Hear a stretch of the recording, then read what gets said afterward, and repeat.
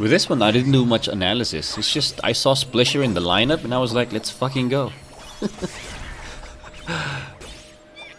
It's not, I'm not gonna sweat it. Or wait, alright. Bird survived and destroyed everything in its path. Crazy. Hello. So we are almost at the end of the season, and currently I am at rank 11, which is a pretty good spot for me, because that way I won't be attacked by one of the peoples at the top, which is almost assuredly a sure lose for me, because one, their CP is way higher than mine. I am only sitting at 300. Actually, everyone at the top 10 is a higher CP compared to me. However, I mean, I still have 5 tickets. The dangerous part here is that all my choices to attack are higher CP. So one way or another, I really do need to take a risk here, and so that's exactly what we're gonna do. Hopefully, we'll still reach top 10 in my main account, and especially it's the end of the season, and it's gonna be season ranking rewards, not weekly. Although it's not much of a difference. It's only what, so 7,000 for top 10, and then for top 10, so 3,000 difference. You know, it's a pretty good upgrade. So yeah, we'll try to reach top 10. Fine, we do have to. I mean, at this point, let's go. Oh, Torex, shit. And this might be dangerous.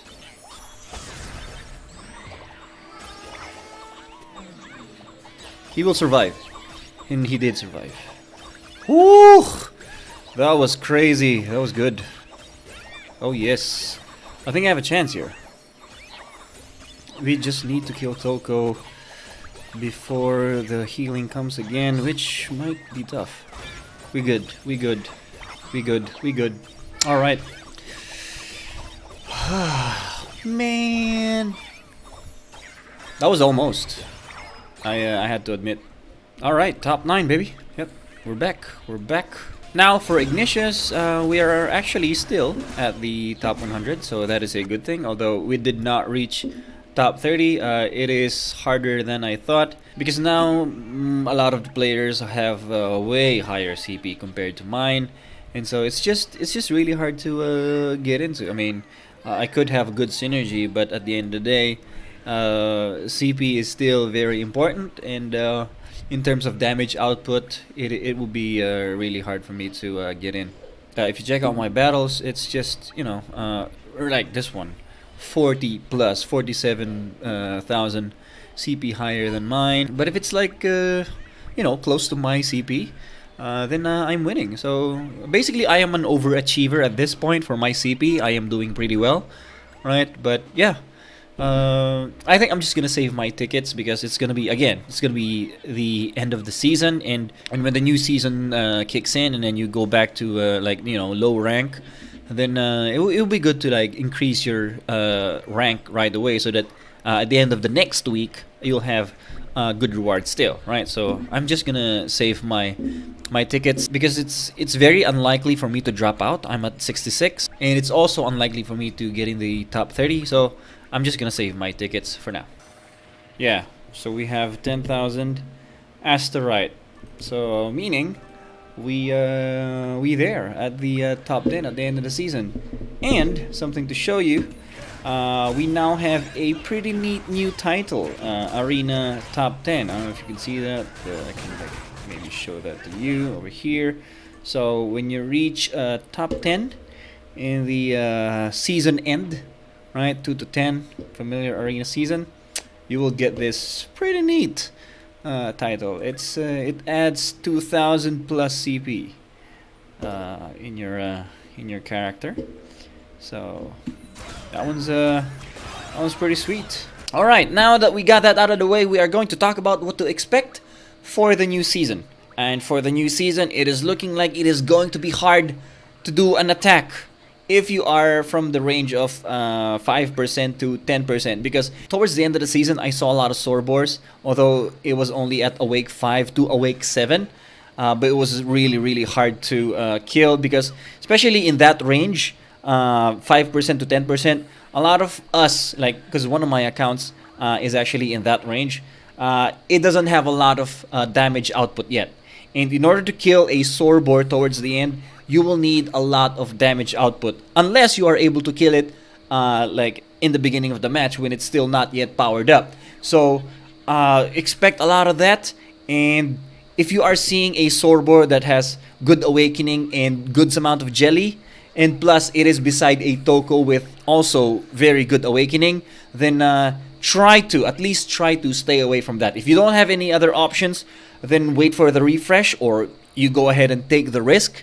But as much as possible, try to stay away from that if you are in that range. However, if your like familiars are overpowered to be in that kind of rank and you have good damage output, or you have a Buffoo in your team, because Buffoo just shreds people in the arena, especially fire types. More on that later. But if you have that in your team, or you have a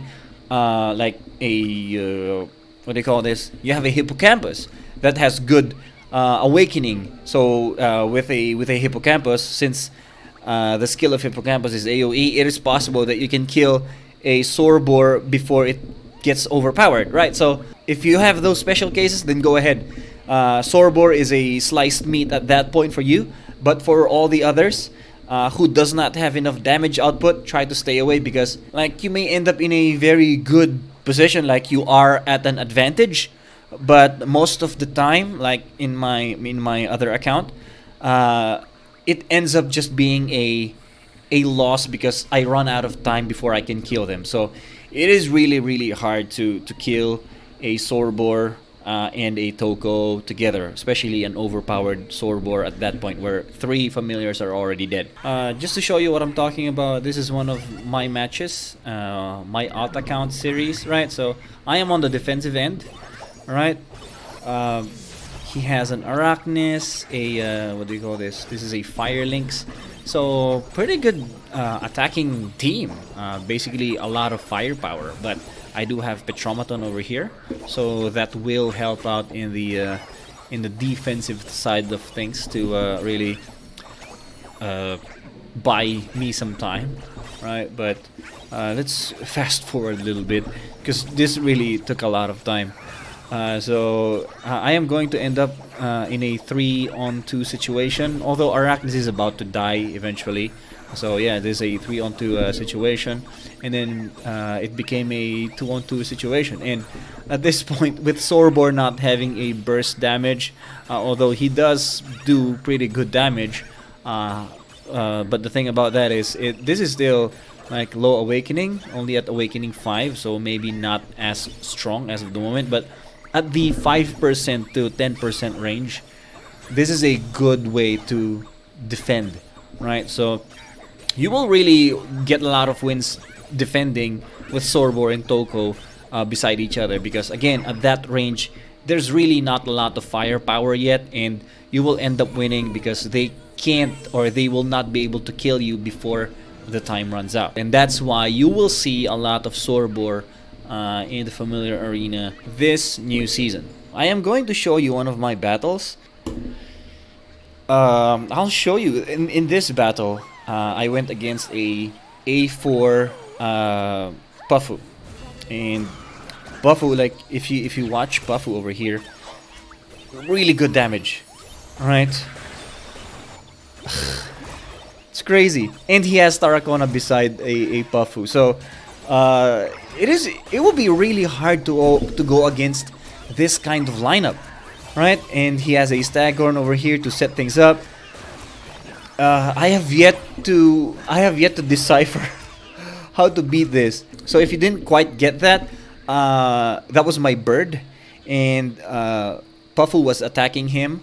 So Puffoo, the normal attack is 560 damage, and then when he uses the third attack, right, it was 180 damage times 5, because that's how it is. Like it blows up the ice crystals. So basically 900 damage in for the third attack. So that's very good damage. Plus he is a range type, so it will be really hard to kill him. Again, this is just the first week of Puffoo out.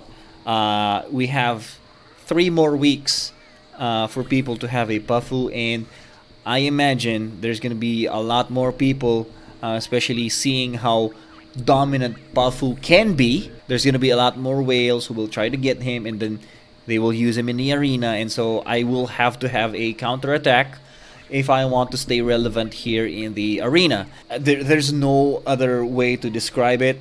Puffu is extremely OP. Even Tarracona is not that strong, in my opinion, because with Tarracona, at least whenever you damage him, he does not have this return damage, and you don't get frozen. And especially if that person who has Puffu also has a hippocampus, you're just opening yourself to damage increase to Hippo's skill. Alright, so in terms of what to expect this new season, well, expect a lot of Swordboard in the top 5% up to 10% or even further than that. And then expect a lot of Puffu in the top 100 moving forward. Now, a piece of advice, this is to low budget players or free-to-play players, right? Please try to incorporate Swordboard in your lineup, just like you have incorporated Toko, because it is OP and kind of free, right? You can easily get him to at least A8 to A10 if you are active during the period of the episode. You can also do the same with Swordboard as you did to Toko, so try to incorporate that. So I'll give you a sample Swordboard lineup, right? So something that is like low budget Swordboard lineup. So first we have Toko and Swordboard. In terms of placement, this is probably how I would put it, or you could put Swordboard a little bit behind, right? But I would like him to get some damage early on, because his skill actually heals himself whenever a familiar dies. And in this particular lineup, we are going to use a lot of melee types, so that they could die first before Swordboard or Toko, who are range type, right? So, and then we all got a Ebon for free, right? So chances are you have an Ebon Thorax. So I'm going to put Ebon Thorax behind Swordboard, right? And then you probably have a Might or a what do you call this? An Ouroboros, right? So I'm probably gonna put those two as well, because they have pretty good defense and they have pretty good nukes, right? So it doesn't matter the awakening, because we're talking about the 5% to 10% range here, or if you are lower, you have to invest more jellies, right? So this is like the normal thing. Another variation we could do is, like, if you have a bird, it doesn't matter what awakening you have, he would be good to place in the lineup, because again, you want familiars to die in order for Swordboard to power up. But with bird, there's actually a chance that he gives out a pretty amazing nuke before he dies, so I would put him in the lineup. So if you have bird, I'll put him in front of Swordboard. This is looking similar to my lineup, right? The reason why I do this, like in my main account, the reason why I do this is because Toko is range. So what's gonna happen is bird will be the one first in front of the battlefield, thus taking a lot of damage. And then if you are going to do this one, probably put Ebon Thorax here, because just like with the Ignatius account, because my bird there is actually pretty weak, Ebon Thorax will basically try to save bird later on when he gets a lot of hits, because that's about the like the timing of it is perfect, right? After a few hits, bird will be at half HP, and then that's when Thorax will be able to use his skill and then get some of the damage, so that bird will not die, because again, the bird that we're talking about here will be pretty weak. And then to close out things, preferably we want another nuke, and if you have Dinoceras, use Dinoceras, because Dinoceras is a nuke who can die easily. So with Ebon Thorax there will be, it's possible that there will be some health left with Dinoceras for him to cast his skill. If you don't have Dinoceras, then again, just if you have whoever has the highest awakening, Ouroboros or Might in your lineup. I would prefer Ouroboros if they're the same. Who else here can self-destruct? This one also, a Hog Goblin could be used as well, because Hog Goblin will die. Although he will die easily, in terms of timing, he actually stuns a familiar before they uses the skill. So it's possible that you may delay or just cancel out a nuke from your opponent, or as is the case in my other account. Um, he always hits a Toko because most of the time, especially the 5% to 10%, Toko is the strongest one. Usually high awakening and a lot of gummies, right? So he will end up hitting Toko, and then Toko will. So the first healing of Toko will be cancelled. So in this particular case, I would actually suggest using Hobgoblin so that you can kill some familiars, at least one or two, before Swordboard and Toko go against everyone else. Right? If you can take out more familiars, then that would be even better because that means it's Toko and powered up Swordboard against two familiars that if they're not using Swordboard, you have the advantage over there. And by the way, last thing, the reason why we want to put Swordboard and Toko side by side, it's because at the end of the battle, we want, like, it's possible that damage could spread out. So it's not gonna be Swordboard taking all the damage or Toko taking all the damage if he's the one in front. Because if it's spread out, the damage won't be enough to kill them before Toko could use a heal. But if your opponent has a Hippocampus or a Staghorn, which could disrupt this kind of positioning, then we have no control over that.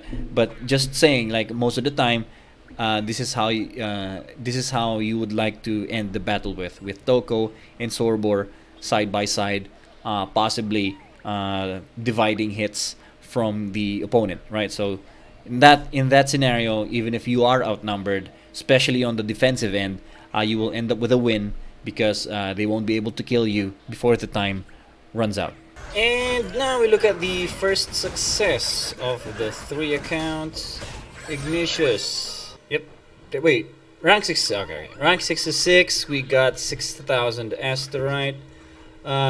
If we are going by the current exchange rate, this is a ROI, right?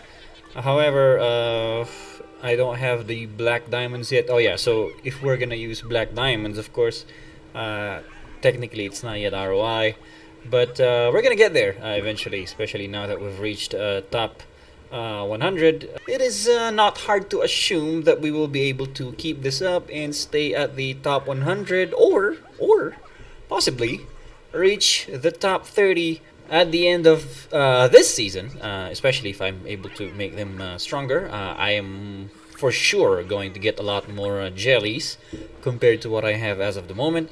So yeah, it is not hard to expect a top 30. But that's it for the goal of top 100. We made it. Down 1, 2 more accounts to go. Alright. Now, in the last video, I did ask people to send out, like, the people who wanted to, you know, tweak their team or have their team critiqued. They sent some, like, a lot of people actually sent their teams to me on Discord, and so today we are going to do some of them. By the way, before we do that, I do want to shout out the guy who mentioned this to me, the guy who suggested it in the comment section, Eric Skansevich, right? I don't know if that's how you say your name, but shout out to you. Thank you very much. So first is from 037, said made it to the end. So my attack team, Ebon Torex, Staghorn, Might, Suryu, Might. So I don't know how you were able to use Might twice. I think you mean Toko, right? So because that would make sense. Toko is not here, and Toko is your strongest, right? So I would put Toko there. He wanted to know if so he wanted to swap out Suryu. Here's how I'll do it. Right, so I think if you're using Staghorn and also Ebon, I think you should put in Dinoceras, right? Because with Dinoceras, he has a good AoE skill that hits hard. And in theory, it would work well with the skill of Staghorn, especially if you want to take out Suryu, who is a low awakening and low in level. And then with the positioning, just to help you visualize on how I would do it, it's probably gonna be like this. So we have Ebon, we have Staghorn, we have Might, Although I do have might. Dinosaurus and Toko. So I'll put Dinosaurus in front because he does hit hard. So you wanna have him hit as fast as he could, and then Ebon is there at the back anyway to push enemies away. So that would help Dinosaurus survive. And then anyway, Toko is there. So basically, we will have Ebon Thorax and Dinosaurus damaged. So in theory, instead of healing one familiar that is damaged, we get to heal two familiars that are damaged. So we have the damage of one familiar into two familiars, and then have Toko heal. Anyway, so that makes it, I think, more efficient. And then we put Staghorn here on the side because, again, so he's a range type, right? So a range type will not move forward in the battlefield. So what would happen is the melee type of the opponent will go near instead, which will put him like here in the middle, hopefully, right? Because that's the best case scenario. Because Staghorn will have to pull someone over here, and then we put Might over here at the back of Staghorn, just as a safety net. In theory, that's a good start of a combat. So Ebon Thorax will push, and then what would happen is there would be a lot of familiars that would be caught in Staghorn's pull. And then since Dinosaurus would be around here, right, hopefully, when he uses his attack, because since Dinosaurus is here, since Staghorn is here, Dinosaurus would likely survive and would be able to use his skill, right? Best case scenario, if someone has a bird or a bunny bot that's in front, chances are when Dinosaurus uses his skill, both are one hit KO, right? So yeah, that's how I would do it. Now for the question of should you get Arachnes, I would say depending on your spending capability, if you spend on the game or if you're a free-to-play player or low budget, something like that. Because if you're getting Arachnes and then you're not gonna spend money, and then so the chances are you won't be able to awaken Arachnes, right? I would choose just to go for Staghorn, especially if you want to climb up to top 100, because at the top 100, awakening and jellies are very, very important. And then so if you have an Arachnes which does not have any awakening, what would happen is you will remove someone from your team. So in this scenario, you will remove Might, right? So you will remove Might from your team, which in your case, your Might is awaken 5. Right, so you would lose a Might, and then you will insert a Arachnes, and then the chances are they will have equal return in terms of having them in the lineup. So I would just rather upgrade Staghorn and then increase your chances of winning than replacing your Might with an Arachnes, which will even out your strength anyway, right? So I would go for upgrading Staghorn if you are a low budget or free to play player. All right, next we go to Maria Anika. I replied to her, but somehow I forgot to give her a complete analysis. But yeah, let's do that right now. I'm gonna reply to her anyway later on. But so this is her team. So he has Ouroboros, Toko, Might, Suryu, and Hippocampus. And then for the defense, he's using Petromaton. What is the Petromaton? Okay, at least it's Awakened 10. He has a bird though. I think I would utilize bird in this scenario. He does have an Arachnes. Other than that, there's not a lot of options. Not very good awakening. The Might, not very good awakening for the Ouroboros as well. The thing about this lineup is that it's very basic. Like there's no tactic behind it. Like if your CP is higher compared to the other team, then it's possible that you'll win.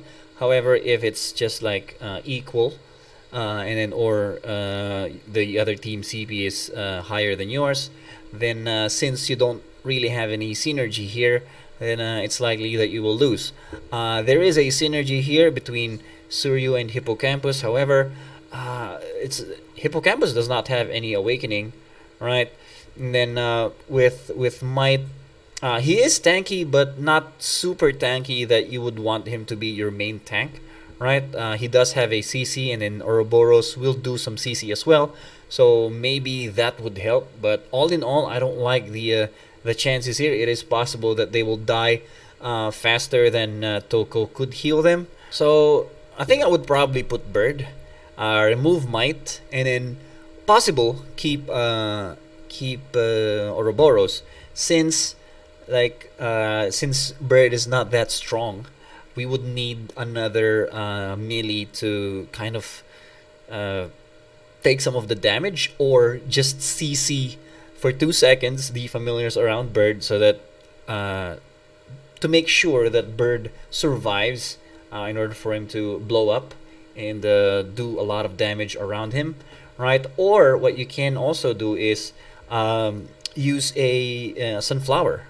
You could use Sunflower or this guy, depends on your taste. But I would definitely recommend Sunflower. Also, because there's a lot of Ebon Thorax, so with Sunflower having the advantage against a Dark type, I would recommend Sunflower. All right, so only at Awaken 7 though, so I would like that to be increased to up to about Awaken 10. So if anything, if you want, if like she was asking where to use her jellies, I would put the jellies like the attack would be to Suryu, right? Since there's a synergy there with Hippocampus, and some of it to Sunflower if there's some extra. But like the HP and the defense, I'd give it to Bird, right? Just so that he will last longer. For the positioning, it'd be Toko, Hippocampus, this one, Bird, and who's the other one? Ouroboros, right? Yeah. So I would position it this way, right? There we go. Right. Okay. Yeah. So, or I could do this. Yeah. So that's perfect. So since all right, or maybe here, so that there's no. Let's just keep it here. Right. So so the idea behind this is that Soryu will be a water type, right? And then since Toku is weak against fire type, so if ever like an opponent would choose to put a fire type in front of Toko to take advantage of the weakness, we have Suryu to also take advantage of that, right? So Hippocampus is here basically just for the CC. Since Herbert is not that strong yet, we will need Ouroboros to help with that. Or again, you could use Shrimpaler instead of Ouroboros, depending on how the matches go with Ouroboros. You have to again rewatch, and then whoever does better, then go with that. Another variation could be Worker Bumbler, right? So especially but if it's Worker Bumbler, I would put him here, because if there's an Ebon Thorax that charges Bird, chances are Worker Bumbler will be hit here as well. So just to be safe, Worker Bumbler should be right here at the back. All right, for Nozomu, all right, here's my team hoping to reach top 30. Damn, this is a pressure, man. Let's see if your familiars are good enough to reach top 30 though. All right, you do have a Tarracona. Toko, it's possible. No, not no Awaken. So I think top 100 would be more realistic here, and this would also depend on what server you are in, right? Because yeah, not a lot of Awakening here. You know what I would do here? I think I would do Might, Ebon, Dinosaurus, and then Tarracona, right? And then Toko will be healing at the back. We could do Ouroboros, but Ouroboros is not strong enough yet. Yeah, it's either Dinosaurus or Disbelief is what I would say. This is all to support Tarracona, right? I don't have a Tarracona, so I cannot show you like the. All right, so maybe instead of Tarracona, we'll use Firelinks as a proxy. All right, so what do you have? Let's say Might, Ebon Thorax, Toko, and who is the other one? Dinosaurus. So how I would position this is just like this. Toko at the back. Tarracona will be right here in front. This is Tarracona, okay? Tarracona, so that he is in front and gets to attack right away, right? And then again, same as the same as the first one. So we're using Ebon at the back so that again we get to be efficient with Toko's healing. Tarracona gets some hits, and then Ebon will replace Tarracona in front and get some of the hits as well. And then Might over here, and then Dinoceros over here, right? In this case, we don't have the benefit of Ebon Torix behind Dinoceros, so we're just gonna put him at the back, and then you know, like have Might CC the opponent in front and buy some time for Dinoceros to have like to cast the skill. The reason why we're using 4 melee types here, it's for Toko to be efficient with his healing. So if all 4 familiars are together going like charging towards the battlefield, when Toko uses his healing, there will be 4 familiars healed instead of like maybe 3 or 2, right? If you use another range type in your team. So this is why I would do it, and in the end it helps Tarracona, because like in this particular lineup, basically. Oh wait, Nozomo. Wait, Nozomo is in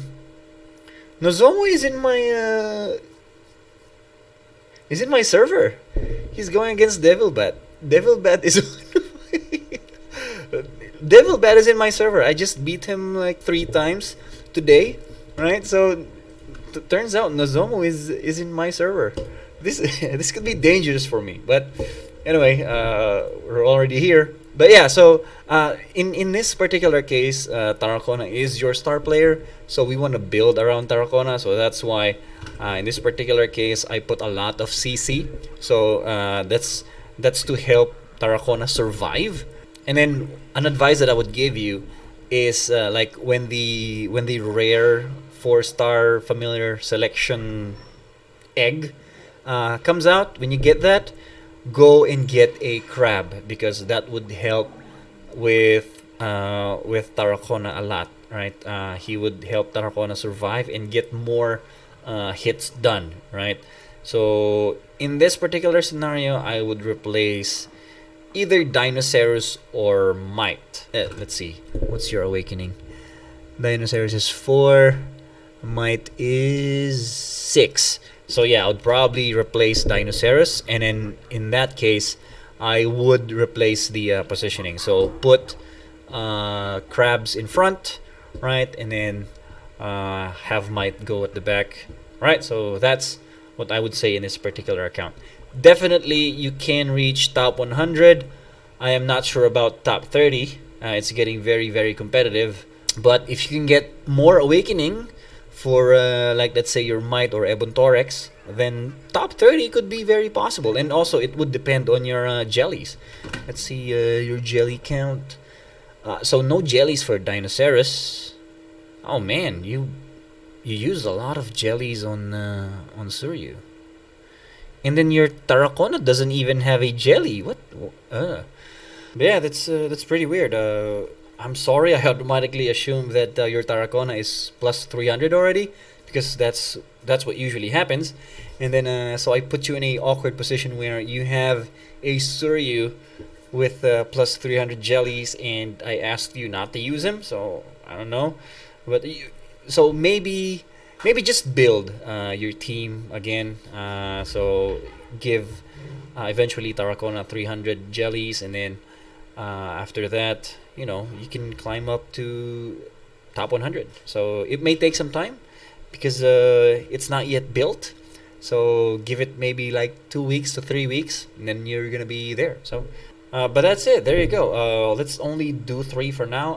All the others, let's do it again in the next video. But you know, I will post my Discord username again. I don't have a Discord server. I don't think I can manage all of that stuff. Just DM me, and then I'll try to get back to you, and then we can also critique it in the next video, right? So but that's it for now. Thank you guys for watching, and I hope the information that you get here will help you reach higher rank in this new season. All right, thank you guys. By the way, we've reached 4,000 subscribers, so big props to you guys. Thank you very much. I'll see you on the next one.